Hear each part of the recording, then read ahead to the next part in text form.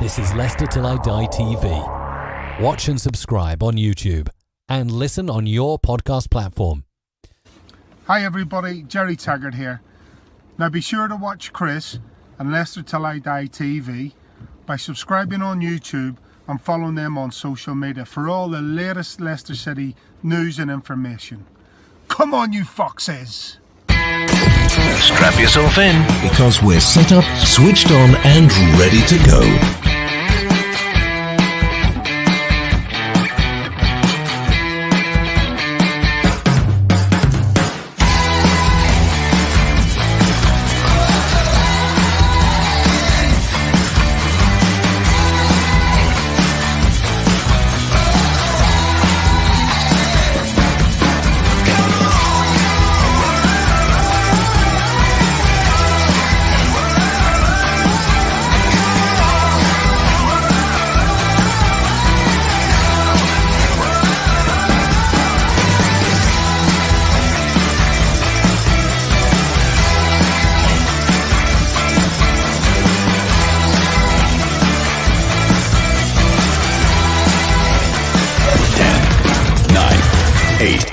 Seven, 6, 5, 4, 3, 2, 1. And it's live. Good evening, fellow Fox fans. I am back again. I'm like I'm going to say something. We'll say a rash, shall we? We'll keep it clean. I'll try and keep it clean tonight. I'm like a rash. You can't get rid of me. Although you can go to the doctor, maybe get some cream. It is the 29th of April. Do you know what's happening tomorrow? This comes to an end. So if you are still interested in getting the story of Leicester City Football Club in the 1990s, one of our more successful periods under Little and O'Neill management, this is the book to get, and you've literally got tonight and tomorrow to get it at a special price. Written by Barry Pierpoint, Leicester City's first ever chief executive. It tells the turbulent story, you may remember if you're old enough like me and Craig, of the transfer from private to public ownership, and obviously everything that went with that, the playoff years, etc. Go to Barry's website, all the W's, mindingmyownfootballbusiness.co.uk. You can get 30% off, but only on that website and only up until midnight tomorrow. And if you order one, he will put a signature and a little message in there for you as well. So it's well worth having. It certainly is. So what's happening this week? We have got a game tomorrow night. We have a Friday night away to the Saints. Rain's predicted. Sound familiar? Let's go over to our correspondent of the Marys and see what he's got to say. The Southampton fans having a little bit of a panic there, I think. I actually played that to the Southampton fan on the opposition view last night. Yeah, I think he smiled through gritted teeth, I think. Talking about smiling through gritted teeth, I think Craig's lucky that he can smile through teeth full stop. I've got to introduce him, bring him in and say good evening, Craig. Good evening, Chris. Good evening, everyone. I was a little bit disappointed, Chris, when you said you were going to try and keep it clean. You do realise that half of our viewing figures are watching for you to do your titillating in the old-fashioned innuendo stakes, don't you? So yeah, we could lose viewing figures, Chris, if you stop it. Funny you should say that. It is because obviously this weekend we've got the FA, the Premier League, the players, the club's ban on social media, and in support of that, I've actually put a ban on use of swear words and abuse on any posts in the Facebook group. And it's surprising that actually people did leave over it. People left the group over it, but apparently they are unable to articulate if it doesn't include the F word. But There we go. Maybe I'm just getting old. I don't know. But what a week, Craig. Before we get on to the game, it's been an interesting week. We've had Brendan come out and say it's on repeat. I'm very, very happy here. Great to hear him allegedly come out and say that. Yeah, it was. You know what the press are like. They would keep chipping away until somebody comes out and says, "I'm not interested." They'll take that as a view that they could be tempted. They do it with players, they do it with managers. So it was good to see him come out and say that he's happy here with the project. And most of the press seem to have taken that on board and reported that. So I'm not sure where they'll go next.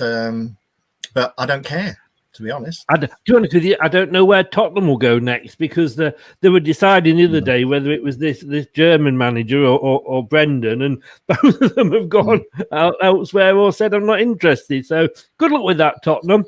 Hey, Daniel, and I do say this before, I'll send you a copy of minding my own football business, and you'll learn how to run a football club. Do you remember, Craig, and I'm sure you do, the old Orange Wednesdays? Did you ever take advantage of the Orange Wednesdays? I do remember the Orange Wednesdays, yeah.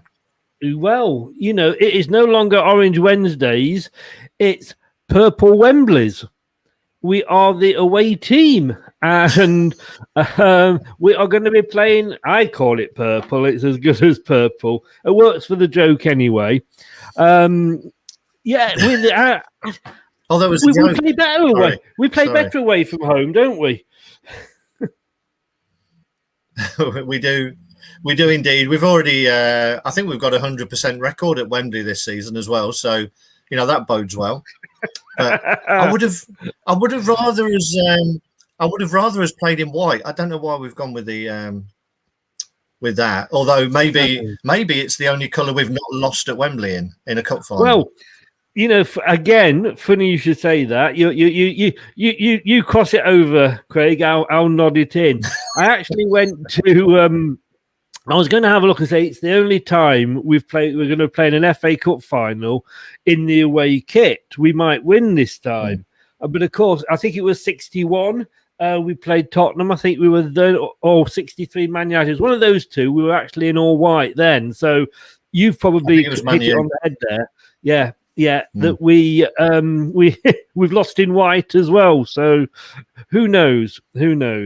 But I tell you what, with everything that's gone on, and I posted this earlier because I think it's true. I mean, you look at our manager and you look at our owner. I mean, how many fans wish they had these two at their club right now? Yeah. Oh, loads is the short answer. Yeah. We are, and we have a moan at Brendan. I've had a moan at Brendan throughout the season because, particularly early in the season, he made some strange choices. He made some strange substitutions. But at the end of it, we're in a cup final and we're 7 points clear in third. So, you can't knock him. And he's been supported by the ownership. The ownership have delivered a fantastic training premises there, a training ground, up there with the best. I would imagine it's up there with the best in Europe, if not the world. So there's everything there in place to deliver on our model. Our model isn't, even though they are wealthy owners, I think they do try and run it as a business, but they do see it as a football club and a community football club at that.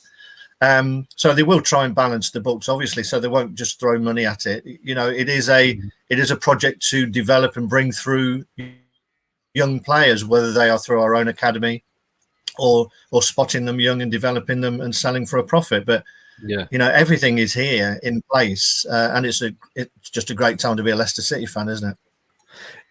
It certainly is. I just want to make a quick announcement, and I'm kind of looking. If you see me looking over here, I've got my other screen going there because I know StreamYard. I mentioned this the other day in the opposition view.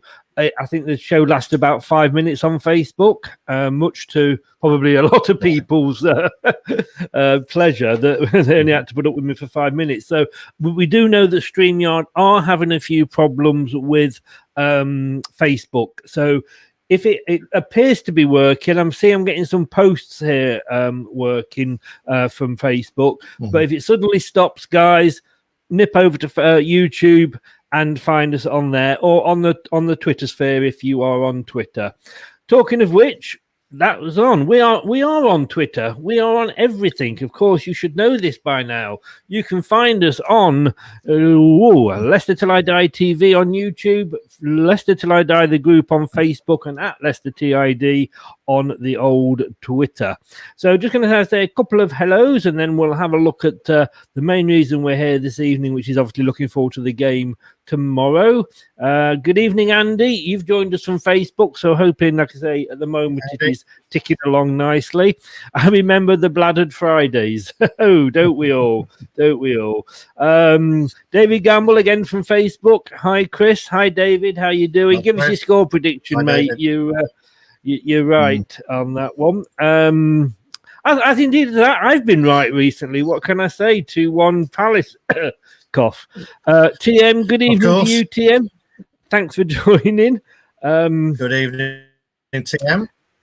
Andy, there, do you think there'll be a clear out in the summer? I mean, we'll come on to the sort of towards, well, once the season's finished, we're going to have some sort of specials and we'll probably be looking at that. But I don't know if we can very quickly, Craig, clear out this I assume summer. He's not talking about you personally, Chris. You're on form tonight, Craig. You're on form. No, I had one before I came on, so I'm all right, you know. Well, there's not the money to replace, and this is what we've got to think. We're being linked with a lot of players, but, you know, these... Okay, I mean, Man City different, maybe Chelsea different, but, you know, for our owners in a cash-strapped industry, with the way things are at the moment, the money's not going to be there, and we may have to clear out. In one way, we might have to clear out to bring in, but if we clear out and can't bring in, we're going to have a smaller squad. Yeah, it's a tricky one, isn't it? Because, you know, if you do have a clear out, then potentially you're only clearing out people to come and sit on the bench. I'm not sure how many of the starting 11 you would want to move out. I know there's a few who don't have a lot of fans. You know, I'm sure there's a few who would gladly move Perez on, but then the same people probably wanted to move Iheanacho on earlier in the season as well. So you never know. Yeah. So you look at it and you try and think, who would you look to clear out? There's not a lot, to be honest. We know Wes Morgan. I think he's picked up an injury as well, so he won't be playing again. Fuchs potentially would move on. I think it's maybe time. There's been rumours today of us looking at another left back, so you would think his time has probably come. So maybe a few fringe players, people who are not even making the bench. But then we've also got a couple of loan signings to come back too. Dewsbury Hall has been doing great, and only this week I've read two fantastic reports from Luton. One from their captain, who said as much as he would love him to come back next season, he can't see it happening because he's just too good. He wants him to break his way into the Leicester team. And the manager said he's been fantastic as well. You've got, I think it's Soa, who's playing at our sister club over in Belgium, who apparently has had a fantastic season as well. So there may be fresh faces who we haven't really seen about the place to come in. But as for a big clear out, I'm not sure. Yep. David Gamble still eating humble pie. I'm not going to deny it. I've eaten a lot of humble pie this season. I think it's a weird season to even judge managers on. I think, you know, because of what's happened. You know, it's not a normal season. I'm going to say good evening to Melina. How the devil are you, Miss Melina? All the way from America's quiet neighbour, Canada there. I believe your dad is home now, so that is great news, and I hope he's doing well. Thoughts are with your dad there. So We've got. Right. I'm still eating the humble pie. Let's have a look at the game this weekend. Friday night at Southampton, St Mary's. Predicted rain. It's 10-0, isn't it? Maybe pushing it a little bit, Chris. Although, if you believe that, I'm looking forward to your score prediction at the end of the show. Well, I'll keep you waiting for that one. I will. But it's 8 o'clock kickoff, St Mary's. It's on Sky Sports, LCFC Radio or BBC Radio Leicester, if you prefer to listen. Look, I mean, yeah, Wes Morgan apparently has picked up an injury, but I mean, I think his playing days, were over once we got a reasonably sized squad back this season. We've only got the 2 out, which it's probably the best our injury list has been all season. That said, it's probably 2 of our most influential players this season. Of course, Harvey Barnes, who now is not going to looking like he's going to the Euros. He's got to have another operation, and James Justin. Southampton there, if the rumours are true, Danny Ings might be out as well. They're in the position we were earlier in the season. They are apparently in his press conference. I think Hasenhüttl came out and said Bertrand was definitely out, Romeo was definitely out, and Danny Ings was definitely out. So that's good for us, yes. because he's a goal threat, isn't he? He doesn't need many chances, although we've managed to keep him quiet. But no, so again, it's positives for us. It was good to see as well when you're looking at our squad now. That I just found out just before we came on air that I think FIFA had delivered their Premier League team of the season, and Wes Fofana actually made it into the team of the season for them this year, which great testament to a season that he's had. Yeah. When you think of I haven't seen that, but that's centre halves that are out there for a young kid in his first season. Yes. I mean, it's funny when you think, because I was saying this to somebody earlier, that Fofana and Justin, neither would have expected to have had the sort of season or the amount of game time that they've had. They probably both would have looked at, going into the development squad and sitting there for a while, maybe, a bit like, and getting used to the game. They've both had to be thrown in at the deep end, but they've certainly not sunk. They've had a very good swim. Indeed. I mean, and touching back on what you said before about having a great owner and great manager and how we've done this season, you could probably make an argument. Let's say for the first half of the season, you would say Fofana, Tielemans, James Justin, and Harvey Barnes were probably our 4 best players. Jamie obviously had a really good first half of the season, but for us to lose Harvey Barnes and James Justin in the form that they were in, yet still manage to hang on in the top 4, not just hang on, but strengthen our position in the top 4 and get to a cup final. It says testament to not only the manager, but the strength of the squad as well. And I know we do have a moan at certain players, but at the end of it, it is a squad game. Perez came in for a few games and did a really good job in the middle of the park when Maddison was out. So everybody's slotted in and played their part. And, as I said before, it's a great time to be a Leicester fan. And if we're building on this, then, I mean, you almost start looking forward to next season. But I don't want to wish this one away first. I want us to get over the line in the league and then lift the FA Cup.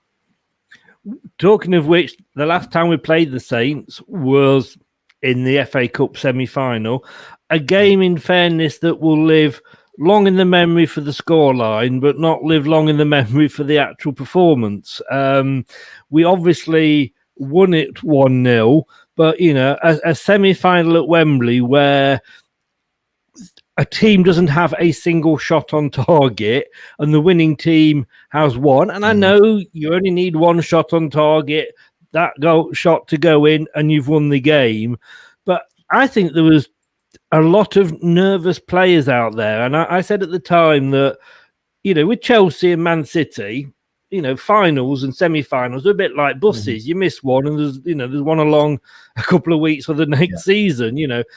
For Saints and Leicester, this was a big one, and I think there's a lot of nerves out there on the pitch that night, that day. I think you're right, and I don't think any of us like the fact that the semi-finals played at Wembley. However, maybe it'll turn in our favour that the players have played there now. They've taken in the surroundings. They can maybe concentrate on the game at hand and not think, "Wow, we're at Wembley again." Obviously, it is a big occasion, and the managers will trot out the standard cliche of "you play the game, not the occasion." But it wouldn't surprise me if we're a little bit of a slow start. But as I say, we've had the experience of playing there now, so hopefully that will stand us in good stead. But no, it wasn't a good game at all. No, we have got the sword of Damocles, if you like, over Southampton. I mean, the last 5 times we've played, including that game, they've only actually beaten us once in the last 5 games. So we should feel reasonably confident going into this game, shouldn't we? Well, we should be. I mean, at the end of it, we've been in the top 4 all season. Southampton, astonishingly, were top of the table, weren't they? I think not long just before we took a little shift at the. I think it was that weekend. There was Southampton, Tottenham, Man United, and us all sort of within the space of 2 days. And I do believe Tottenham have actually brought a video out about them being top of the league, but it might just be rumours. It wouldn't surprise me, but you're right. Yeah, I mean, we all took a shift at the top just while Man City popped out to get some snacks. But we've sort of hung around, and Southampton have basically had a shocking second half to the season. And you've got to wonder what I think they're safe. Technically and mathematically they could still get dragged into it, but I think they're safe enough. But they've got little to play for, and it's strange because Hasenhüttl is a good manager and they've got some good players, but from time to time he seems to struggle to get them motivated. And hopefully tomorrow night is another of those occasions for us. Yeah. I think he's one of those managers that struggles with the plan B when things don't go wrong. I mean, you go back to that 9-0, and we'll always be talking about that every time we play Southampton. And you can see the look of the pain on the Southampton guy's face when I started talking about it. But like he said, you should. A team goes down to 10 men, and generally they're harder to beat. But that's because the manager makes the changes to allow for the fact that they've gone down for 10 men, and that's something that they didn't do last time. And the fact that they did it again this season as well, so there's something not quite right in the mentality. Brendan talks about the mentality of the team, and maybe that's what's missing from that Southampton team, to almost replicate that.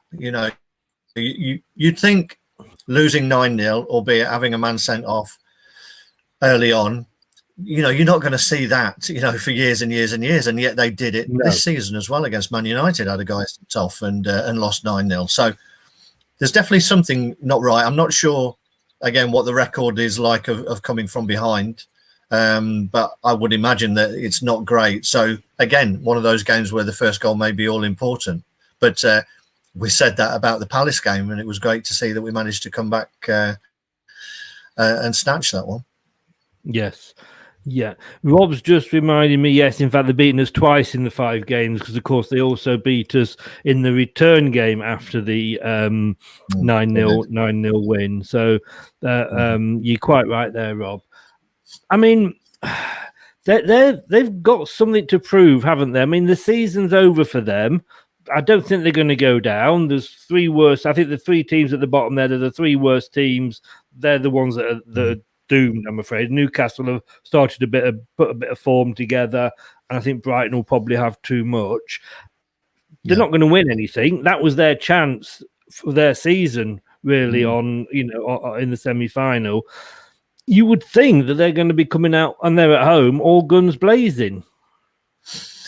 You would think so. I'm going to say it's like the same conversation we had last week about Crystal Palace.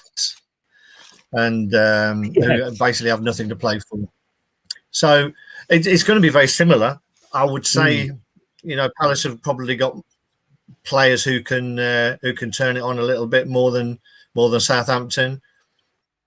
Obviously, Ward-Prowse is a really good player, and particularly from dead ball situations, and they're pretty big at the back, so you won't want to be giving many dead balls away if possible. But you do wonder if they've got enough to hurt us if we're playing to the best of our ability, and that's what it all comes down to at the end of it. As I often say, and it's a quote I like to use, like, would the real Leicester please stand up? Because, it's been a season like that, not just for us. I mean, for a lot of teams.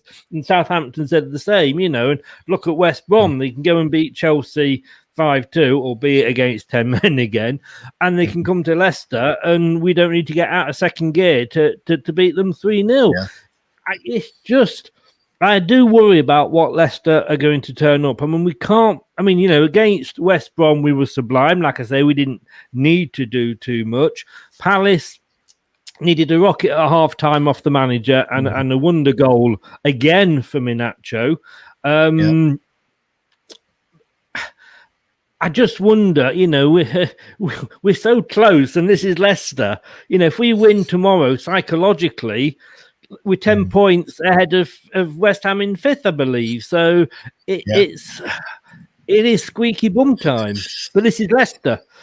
It is, and if we can find a difficult way of doing it, then we will do. But of course, we talked again. We go back a couple of weeks and we talked about these 4 games being pivotal, and how we would be once we got the semi-final out of the way. We had 4 league games that could make or break the season, and we've done the first half of it. And I'm sure Brendan will be telling the guys that these next 2 games, if we win these 2 games, I can't see anybody catching us, to be honest. Man U have got Liverpool at the weekend, I believe, so hopefully Man U can take Liverpool out of the equation. And I think if we win and Liverpool lose, I think we're 11 points clear of Liverpool. So you've got to be thinking with 4 games to go, that should be enough. So it's a really important game. We said it against Palace. It's a really important game. But, I thought we had a few players who didn't really play that well. I thought it was Tielemans, probably his poorest game for a while against Palace, even though he was involved in the first goal, the equaliser. But I thought a few players were a little bit off it, and you could tell that Brendan wasn't happy again at the end of it, and he wasn't happy with the ball retention again, and he's said that a couple of games now. So I think he'll be sending them out with a bit of a rocket up their arse to not risk going a goal behind and just getting the game put to bed early if they can. I think the thing is that you're saying about going a goal behind. We've just been reminded there by Facebook user. So 23 years ago today, we smashed the Borough in the replay in the League Cup. God, I feel old now. I was watching it. 23 years ago. My God, my son would have been 2. I mean, I'm sorry. I think I managed to get out of school early and get up there to Hillsborough for that one. Yeah, whatever. I'll put your name back to wise old sage if you're not careful. But when we went to goal down, I've got that feeling again. I never worried. I thought and I likened us to the Liverpool in the 70s and 80s. Sorry? Sorry, Craig. No, I lost you. I lost you a little bit there. You went a little bit Daleki. I was just saying I got out of school early because I was the caretaker. But moving on. Hey, I don't know if that's a good thing these days, is it? But to admit to. Probably not. But no, I mean, when we went to you say, all joking aside, you remember the sort of 70s and 80s, the Liverpool sides, and when they went to goal down, there was no hoofing it up. There was no panic. They carried on playing the game. They carried on passing it around, 20, 30 passes, just waiting for that opportunity. And then, boom, they're in there getting a goal. And I kind of, saw that in Leicester against Palace. Yeah, definitely. There's no panic. There's no like the old days of we'll throw the centre halves up and we'll just hope something drops in the box. I think the players believe in I hate saying these sort of phrases, but they believe in the process. I think they know that they have the ability to create chances, and it just comes then about can they take the chances? I mean, they had 45 minutes to play. They would have expected within that to create half a dozen chances at least, which they did. Luckily we took 2 of them. We should have had a couple more goals, but they believe in their ability. You can see it because they don't rush as much as I'm sure all of us are screaming at the TV sometimes for Johnny Evans to get his foot off the ball and actually pass it. But no, we believe that we've got. Have a go at Johnny after the tackle of the season. Yeah, but no, they believe in themselves, and I think that's really important. Yeah, Brad, welcome along. Sorry I'm late. I hope you brought a note. I mean, you can't just turn up late here and not bring a note from your mum, Dear Chris, Brad can't be late. Brad will be late today. Craig also, Brad then says, Craig, you're right. What favours us is they've nothing to play for and stuffing them out. So hopefully there'll be another big 3 points tomorrow. Good evening to David S. Welcome along, David. Are you new? Not seen you before. You are so very welcome. I'm not concerned with the Southampton game as I was with the Palace game, but I question why they can't consistently start games on the front foot when they clearly show in the second half they can change. I mean, we said this earlier, haven't we? Would the real Leicester stand up? This is something that not just this season, in the past, the same team can go out and play differently. Facebook user here, Madison needs to improve his free kicks, corners, or take them off him and give them someone else. I think Tielemans is doing it, isn't he, Craig? Yeah, Tielemans seemed to take all the at least all the corners in the last game. And just going back to the game before against West Brom, now we started that game on the front foot. I think in all the games, I would say that we've had chances early on in games. It's just a matter of whether we take it. I think if we get an early chance and we take it, we can then kick on. It's if we miss 2 or 3 chances and we almost allow the opposition a foothold in the game, and then we make silly mistakes like we did against Palace to let them score. But I think we're starting better than we have done. But it's that thing about taking a chance when it comes along, and then that just settles everyone down. It worked against West Brom, and hopefully we can do it against Southampton. Yeah, I mean, Tielemans is on corners, and they do seem to be sort of improving. Andy, I can't wait. I tell you, the big question is who the hell is H? This is. Some say it's Craig, but don't quote me on that. It's a good job we're not playing Sunday night. I think I would actually. I'm sorry, guys. I think I'd have to actually miss the game to watch the final episode live. I want to know. Anyway, let's get back to football. Brookline, good evening, Brookline. Casper is going to show off his new long kicking skills tomorrow. He's got a long kick. He just can't aim them. I think that's the thing.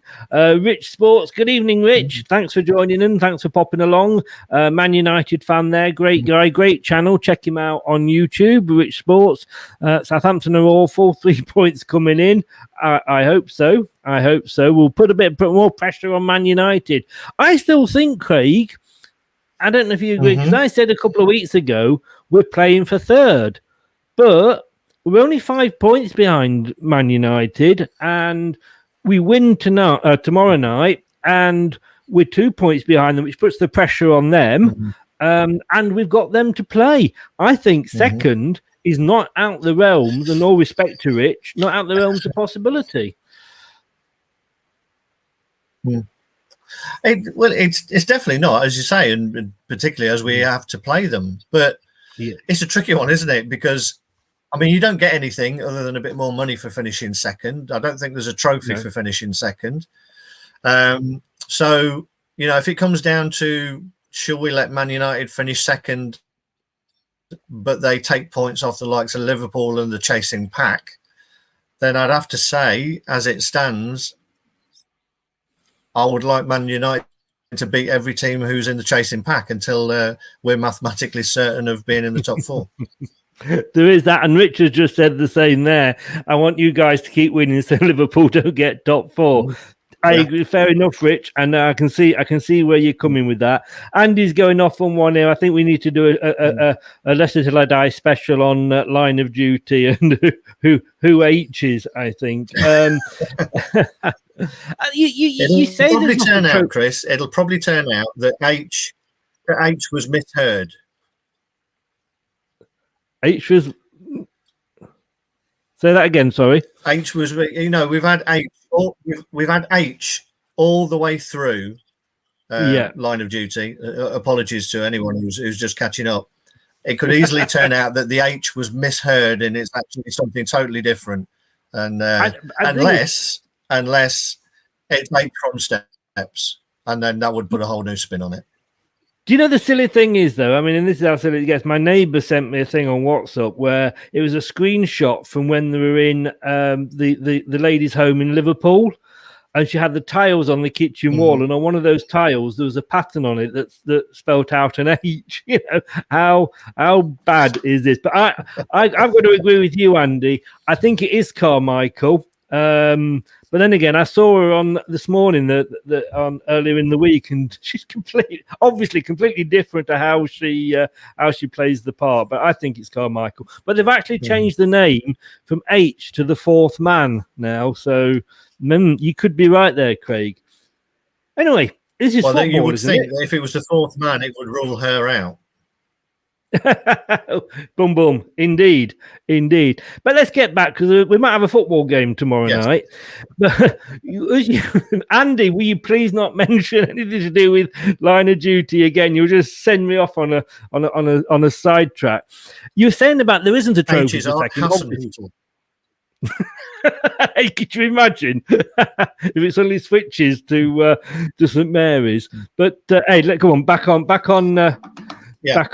track here. Back on track. No, you said there's not a trophy for second, and I agree totally. There isn't.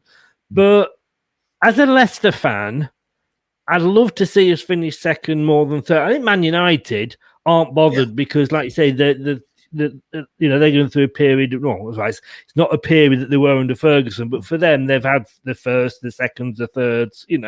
We've had 1 second in our history. We've had 1 first, and we've had the 5th last season. I would love us. I sound like Kevin Keegan now. I love it if we could just finish second. No, it's true. It is a fair point. I'm sort of being a little bit tongue-in-cheek by looking over my shoulder in who's going to catch us rather than looking forward. But then that's being a Leicester fan for you. It'd be interesting to know if finishing second or third or even fourth affects the seedings for the Champions League, or whether it's purely done on the coefficient of previous years. I'm not sure. Maybe someone can work that out for us. Maybe we can give our viewers some homework rather than giving it to me. But I don't know if finishing second gives you a better seeding. I have a feeling. I just thought I'd say that, but I have a feeling that it might be the coefficients. Unless you finish top, you're seeded, I think, if you win the league. But other than that, none. And is still going on about Andy. I'm gonna have to block you in a minute, Andy, because you just want to get me talking on Line of Duty. Going into tomorrow's match. Form. We're not on bad form. Yeah, we lost to Man City, which I think is a bit of a given. We said at the time. West Ham, let's put that aside, and that was down to everything that was going on, etc. We've won 3 of the last 5. Southampton got unlucky, if you like, 3-2 over Burnley. They've lost. They lost to that West Brom game, which I think would have taken out. They've lost to Brighton.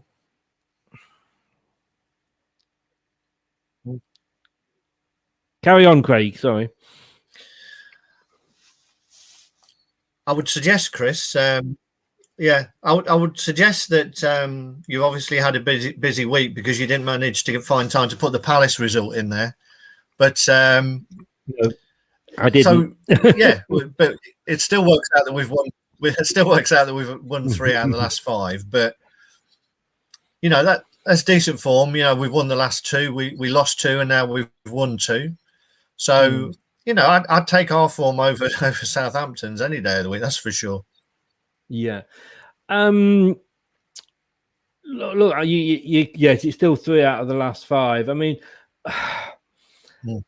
we're going to come on to the team later, but we've got to talk Iheanacho, haven't we? We can't not mention him. I mean, the guy is on fire. We've all eaten humble pie over him this season. But somebody mentioned earlier, this is Southampton. Perez likes an odd goal against Southampton. He does, and maybe I've taken that into account in the team I've chosen, Chris. But we'll find that out shortly. But he does. But Iheanacho, I mean, it's been astonishing, really, isn't it? I don't think anybody could have seen this coming earlier in the season. Apparently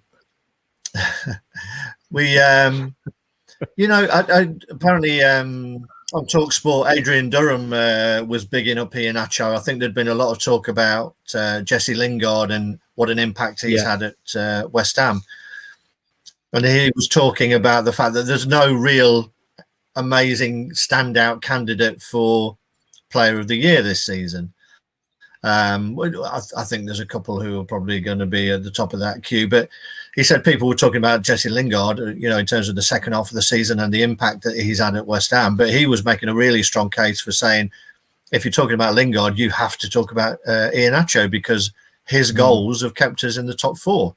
Without them, when you look at, Jamie, yes, he's been prolific from an assist point of view, but he's not been scoring. And Kelechi has come through and he's kept us in the top 4 with his goals. And, it's fantastic to see. He's a really nice guy, humble guy. He seems to have a different goal celebration for every goal as well, which is interesting. But he's a confidence player, and long may that confidence continue. And talking to confidence, Rich, no, Leicester fans have never been confident. Our history would not allow us to be confident. We've always had the case, I think Craig will agree with me here, 1 step forward, 2 steps back with Leicester, hasn't it? Yeah, I mean, we excuse me. I mean, for many, many years, we're one of those classic yo-yo clubs, West Brom, Norwich, Leicester, we're right in there. We knew we'd have 3, 4, 5 seasons and then we'd be back down again. Obviously you've got a whole new set of fans who joined after the league winning season. So that, really they've been spoiled. They've only had the terror of finishing 9th, I think. So us older fans, we never get overconfident. I mean, we've won the second division or the second tier more times than any other team, along with Man City. Of course, that also means we've been relegated more often. It does, that was our history, and having said that, I think I've mentioned this before. You do wonder about is it better to be finishing 16th or 17th every season, or go down and have a glory year, And we've had, we had some of our greatest days and days out at Wembley in the playoffs have all been because we've been in the lower league. When we could have spent those seasons watching people turn us over and finish 16th.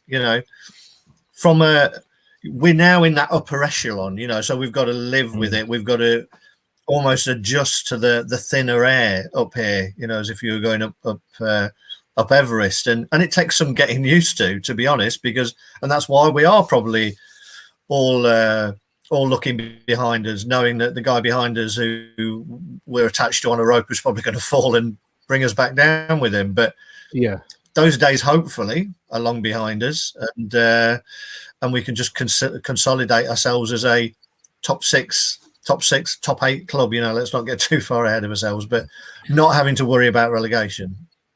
Castagna there's sorry, Brookline, sorry, not Castagna. It'd be nice if he was watching and commenting. Brookline says Castagna is unstoppable at right back. Ricardo needs to learn how to use his left foot if he wants back on the pitch.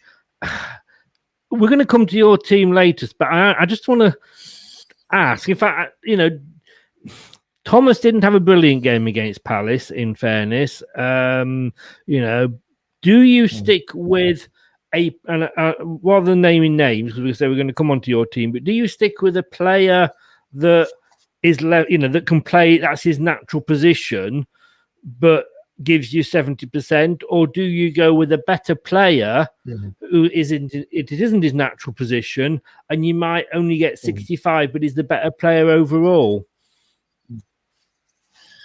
And you want me to answer this without giving my team away, Chris? Let me just get that right. Yes, I don't expect much, but yes, I do. Yes. just no, my thoughts. Yeah. If everybody's fit, and I don't like switching people. If you're a strong left back, then I would play a left back. Play people in their rightful positions. Yeah. Sometimes you have to take a different decision based on the opposition that you're playing, but also in how you're having to manage the players as well. Thomas is still a young left back. A run of games may be great for him. A run of games may not be good for him. Brendan sees them in training, so he will know. But also, you want your strongest team ready for the cup final as well. So you've got to give minutes to those other players who are coming back from injury as well. So at some point, I think he's only got two games to fit that in before the cup final. So, you've got to give minutes on the pitch to other players as well, he said ambiguously, trying not to give anything away. Moving on, I'm going to get a bit confused here. Brad, thanks very much. He has gone all Confucius on us. Or should I say, all Cantona on us. A one-legged frog is still better than a grown man more interested in learning fortnight dances on a United bench. He's lucky West Ham came in for him, or he'd still be on West Ham's bench. He then said Man United's bench. But I think that's up there. I think with Cantona's seagulls following a fishing boat. I think I need to look at that and take that in. I think so. I think he's talking about Lingard, to be honest. Yeah. I think so. It takes a bit of working out that one. Anyway, this game tomorrow night, Leicester, we won the reverse fixture 2-0. If we do this, it's the first time we've actually done the double over Southampton since 2000. And the Foxes have earned 3 successive Premier League victories at St Mary's, including last year's 9-0. Interesting thing is, Saints have lost 12 of their last 15 league games, a run which began with defeat against Leicester. And with 5 games to play, Leicester have equalled the total of 62 points from last season. Yeah, I did see that. So, hopefully, even if with one more point, it's progress. I know it won't be seen like that. They won't be seen like that by me. I'm sure, Well, that's all that Ranieri said, wasn't it? That was progress for Ranieri. Yeah, that's it. That you've got to judge that, haven't you? You can't. You've got to judge progress. And if it is a point extra, then that's still progress. I'm sure someone could pull a stat and saying you've got more points, but we've lost more games than we did last year, because we've won more games, but we've lost more. So the stats can show you anything at the end of it, but points on the board is what keeps you in the division and moves you forward into European places. So whatever happens, it has been a year of progress. Yeah, Perez has scored 7 top flight goals against Southampton, more than against any other side. Kelechi Iheanacho, we know, scored 14 in 14. I just love saying that, to be honest with you. He could become the first Leicester player, other than Jamie Vardy, to score in 4 consecutive Premier League matches. It's a shame the 11 in 11's not on for him, isn't it? We've not got enough games left. Yeah, no, unfortunately, it won't be the same. I don't think it'll count carrying over, or maybe it will count carrying over the season. I'm not sure, but they did with what was it, Rude Hull? No, Van Nistelrooy, didn't they? He's over the 2 seasons. Yeah. So he could still do it, let's hope he does. I'll take a goal from him every team, particularly as I captained him in my fantasy team. So you keep going, Kelechi. Do you know what? I think 1 or 2 people did. I don't think you were alone in that. We're going to take a very quick 10-second break. Then we'll come back, and obviously then we look at who you think will be starting tomorrow for Leicester City at Southampton. Straight back after a few words from Alan. Hi, Alan Smith here. Be sure to watch and listen to Chris on Leicester Till I Die TV. You can also subscribe on YouTube and various social media channels. Up the Foxes! Thanks, Alan. So we get into the really, really important part of the show now. And of course, that is who is H? I mean, we've got we've got to get our priorities right here. No, I jest. We are going to be looking the point of the show where Craig, who 2 weeks ago got it spot on, didn't quite manage it 2 weeks in a row last week. Sorry, just reading the comments there. But talk us through your team this week.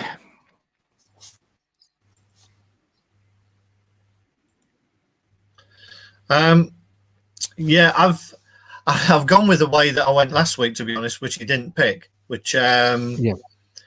To be fair, I think there was only one player different. He stuck with Thomas rather than bringing Ricardo in. That always looks really creepy when you do that, Chris.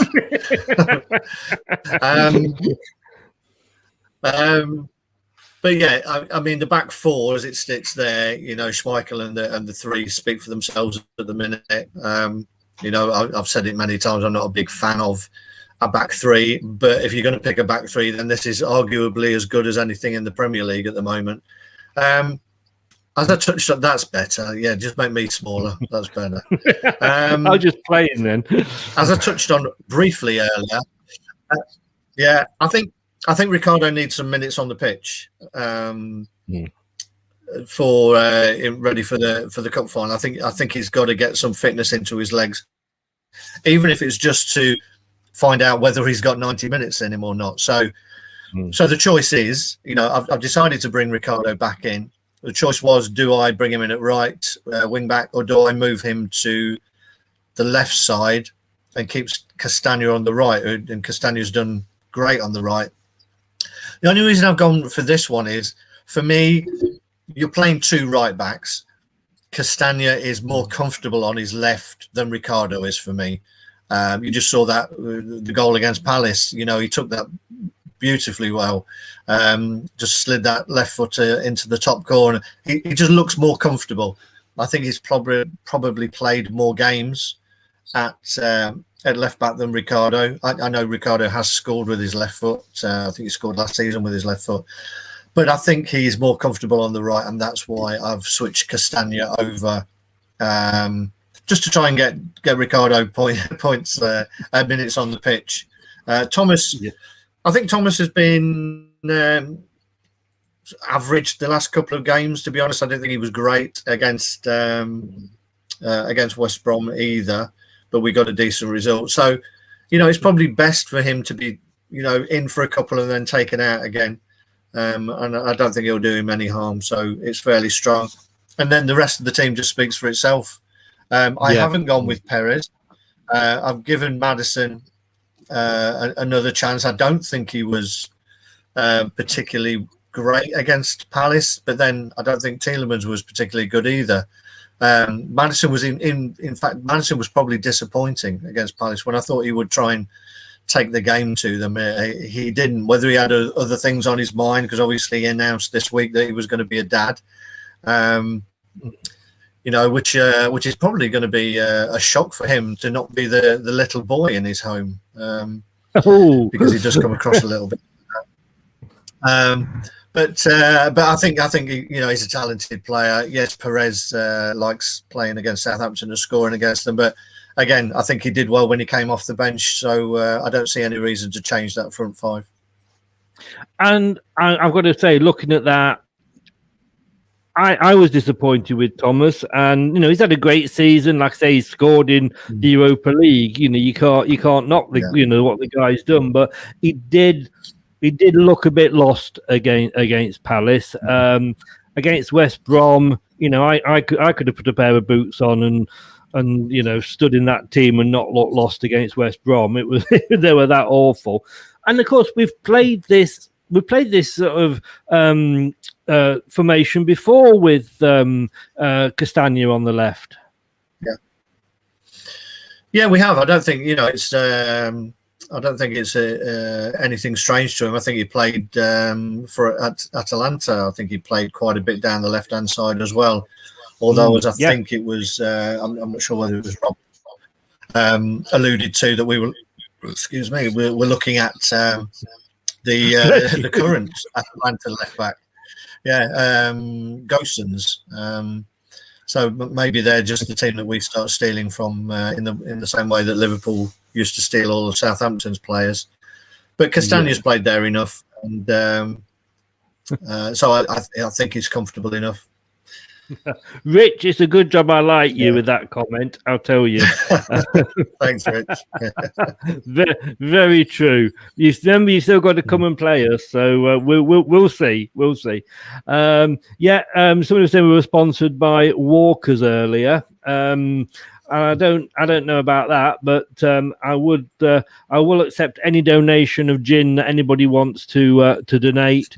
I will gratefully accept. I'm more than happy.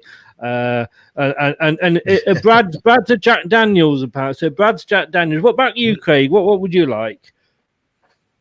Yeah, I'd take a Jack Daniels as well. So yeah, you can have the gin, but I'll take a Jack Daniels.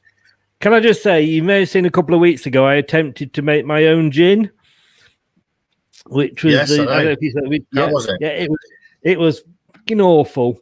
I'll tell you, it was absolutely disgusting. Apparently, I mean, it looked like a sample first of all, so it wasn't exactly inviting. And then but apparently, it only goes white if you when you distill it. And obviously, I've not got a distillery in my flat. So it was that colour, but obviously it's vodka that you just pour over all these sort of herbs and spices or what have you. But we made a couple of drinks, me and my friend, and we both took a swallow. And honestly, Carmichael, we was a face looked like Carmichael in Line of Duty. It was horrible. It was horrible, and it stunk. I mean, I poured it down the sink and I couldn't get rid of the smell. So never do that.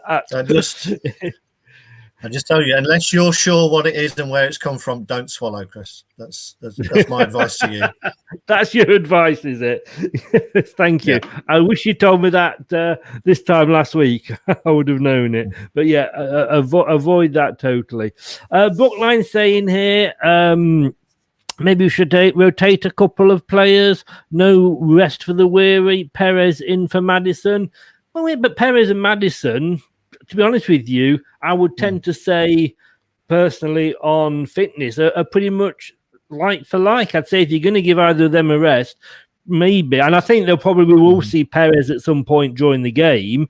But I think, what about Pratt? Pratt's the one I would bring on if you're going to give either of those two a rest. Yeah, I think Pratt's more of a... Well, there's probably a whole show in its own right. I'm not sure what Pratt is. He's a very good player. Where he fits into this team, I'm not sure. There may be times when we need to go a little bit more defensive, and I think he's probably got a bit more of that about him. But Maddison's missed a few games as well. For me, he looked like he needed more minutes on the pitch. And as I say, these are two really important games, and then we've got a cup final. So for me, I think Brendan is looking at who his cup final team is going to be. So I don't think you'll get a lot of rotation here in the next couple of games. I think he's going to be focusing on who is his starting 11 in that cup final. So I think Maddison just gets the nod over Perez. And just to, I realise I've done this wrong, but we're only 2 games off the cup final and Chelsea. We've got Newcastle and Man United after this. Neither particularly are easy. Newcastle are hitting a little bit of form, aren't they? They are. They've played really well, and they thoroughly deserve that point against Liverpool. I must admit. Hopefully, there's no Liverpool fans watching, but I did jump up when they scored. I jumped up when they scored the first one, and then had it knocked off, and I was amazed that Liverpool allowed them a second chance for an equaliser. But when they've got their attacking players on the pitch, they are dangerous. Callum Wilson. St. Maximin looks a really, really good player. So I'm gonna, it is a tough game. It's tougher than it may have been a few weeks ago. So we can't take anything for granted, which makes tomorrow's game even more important. The only thing I'd say with that, and I watched the first half of the Liverpool-Newcastle game. I mean, Liverpool should have been out of sight by half time. I mean, Jota could have had a 9-0 on his own. It was. I mean, Liverpool just hadn't got the shooting boots on. So, again, if that first half, Newcastle turn up, then we'll be all right. But yeah, tomorrow night is important. TM saying there 3-1 to the Foxes. Hubs, hello, good evening, Hubs. Thanks for joining us. How's your day been? It's another 9-0. That would. Well, I think why stop at 9? Let's go for the 10 and get the new record. Let's not be. It was about 9-0. We want 10. We want 10. Talking of score predictions, here we go then, guys. Because one of us, either me or Craig here, is top of the prediction league on LeicesterTillIDie.com, and a clue here is that Craig's not in it. So. I'll let you work that one out yourself.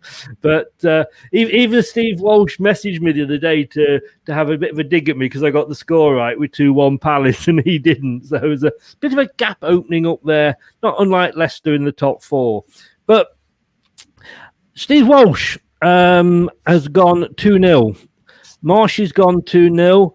Steve Lanix has gone 1-1, but then he's bottom of the league. He's got 1 score correct all year, and I've gone 3-1 to Leicester. So, Craig, over to you. Interesting. Some interesting selections there. I like the way that you've tried to steal my 3-1. So I'm going to be really annoyed if that one comes in. I'll take a 3-1 victory, but I'll be very annoyed if that is the actual score. I'm going to go for a 3-0. You can go. So yeah, pretty clear. I just worry. I don't know if you have this worry. And like with the Palace game, we always seem to be capable of conceding a goal, if that makes sense. We do, but then you also look at the recent record of shots on target conceded.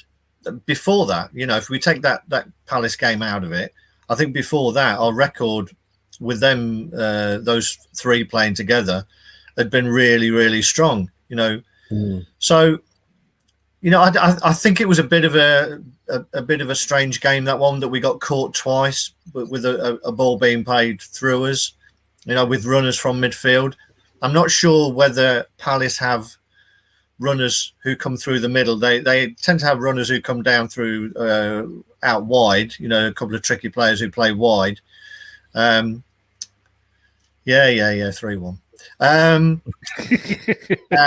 So I'm not sure. It was a bit of a freak game, that one against Palace, I think. The deep runners, catch most teams out. But I don't think Southampton particularly have them. Here's the chance for those words to come and bite me on the bum, that's for sure. But I'm pretty confident, particularly with Ings being out. I think we've got more chance of having a clean sheet. I'm going to leave you with this thought now. all 5 of Vardy's Premier League goals against Southampton have all come at St Mary's. So fingers crossed that we can. Mm-hmm.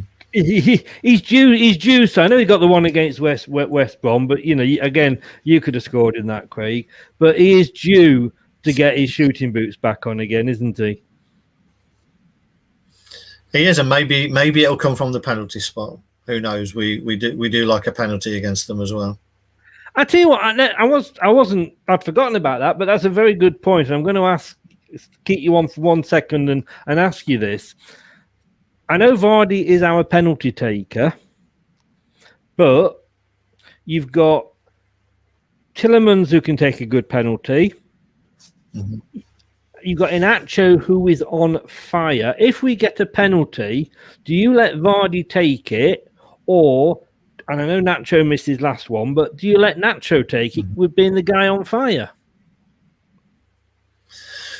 For me, Vardy's the penalty taker, and I would stick with Vardy. I mean, you look at it. I don't like to look at it negatively, but let's say it was a tight game. We got a penalty. We gave it to Inacho, and it was saved.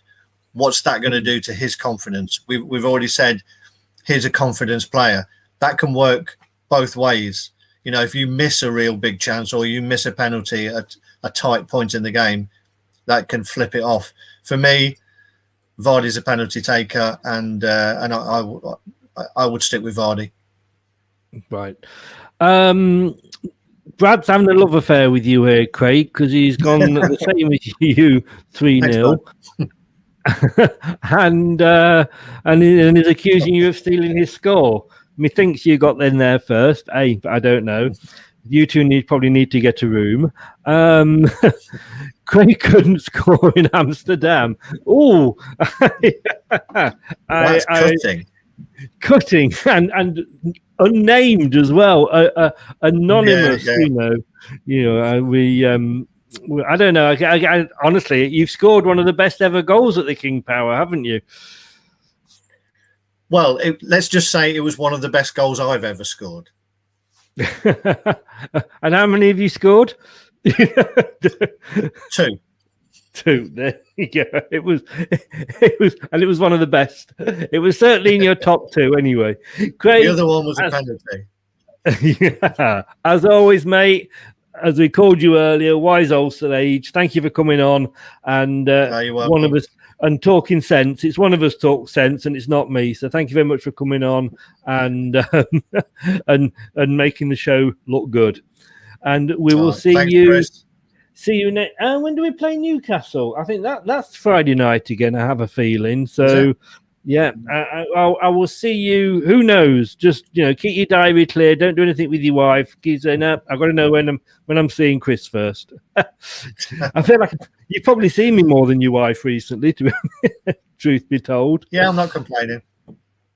Oh! I'll send her a copy of this. Thanks very much, Craig. Have a good weekend. Here's the 3 points tomorrow, and thanks as always. Cheers, Chris. Cheers, everyone. Thank you. The wise old sage there that is Craig talks a lot of sense, and I say one of us has to. So we have got Southampton tomorrow night. We will be back on then, and don't forget. Apparently, I think this show has actually worked on Facebook tonight. I think it's been all right. So, and I know Brad was going to repost it as well. So, one way or another, I think we have stayed on Facebook for the whole show. So, thanks for that. I've got all my FA Cup sorted. If you know me on Facebook, you'll have seen my bed was covered in all my flags and scarves and everything ready for the cup final. Getting a little bit excited about that, but we can't forget we've got a few league games before. And starting, like I say, tomorrow with Southampton. And don't forget tomorrow as well, the last day you can get 30% off the book Minding My Own Football Business by Barry Pierpoint, Leicester's first chief executive. To get the 30% off, you must buy it in April, and you must go to all the W's at mindingmyownfootballbusiness.co.uk. It is the only place you can get 30% off and get the book signed with a message as well. The good news was Brendan's going nowhere. I'm going over to the podcast in a minute, and if you prefer to listen to us, and our podcast numbers are going up, which is great. We're being listened to more than I thought. You other guys obviously don't like looking at us, and can't blame you for that. But you can find us under Leicester Till I Die on Anchor, Google Podcasts, Amazon Music, Apple iTunes, Spotify, and Podcast Addict, to name it, but 2 or 3, as they say. And if you've got a smart speaker, just say to your smart speaker, please play Leicester Till I Die, the podcast. Thanks for watching. We're going to be back tomorrow night, and it will be, kickoff is 8, so about 7:10 with Josh looking at the team and see if Craig's got it right again. Who will Brendan pick? Well, we'll find out tomorrow at 7, and then 40 minutes, about 10:30ish, 40 minutes after the final whistle, we'll be here with Josh. Hopefully having a good time and celebrating 3 points. And of course, not forgetting, after that, it's the big one. It's the big one on Sunday, 9 o'clock. Turn your phones off. Come off social media. We're going to find out who H is. I still think it's Craig. Guys, thanks for watching. Take care. Stay safe. See you tomorrow. Matt Elliott here. Be sure to watch Leicester Till I Die TV on YouTube and follow all their social media platforms for all the latest updates and news on Leicester City Football Club. Thanks for watching Leicester Till I Die. This is Chris saying goodbye, and see you next time. Some people are on the pitch, they think it's all over. It is now.